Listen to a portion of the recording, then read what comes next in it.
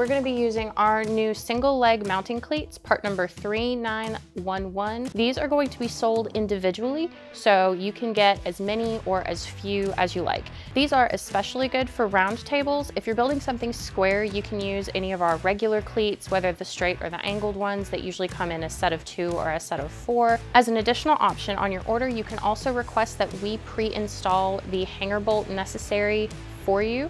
That way you don't have to worry about doing this once you get these. To measure out where we wanted to place our legs, we started out by finding the center of our tabletop. Then we measured out with an angle gauge 120 degrees to get perfect even thirds to give us where we wanted to lay out our cleats. So now we're just going to place our cleats on the underside of our tabletop and lay them down. We decided on a 2-inch overhang from the edge of the top to the edge of the cleat, because once the legs are installed, that would have the very end of the legs even with the outer edge of the tabletop vertically.